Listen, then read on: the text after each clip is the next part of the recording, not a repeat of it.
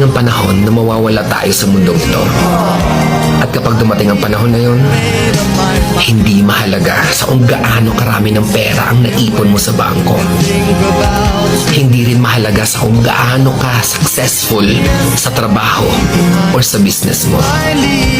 At lalong hindi mahalaga sa kung gaano kaganda ng mukha at ng katawan mo. Dahil ang mahalaga pagdating ng panahon na yun ay ang sagot sa tanong na naging masaya ka ba? Nagawa mo ba ang kagustuhan ng puso mo kahit pag-gaano ka malito sa mata ng mundo?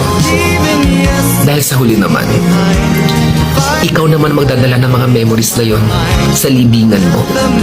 Hindi naman ang mga tao sa paligid mo. So make sure na bago pa dumating ang panahon, naaalis na tayo sa mundong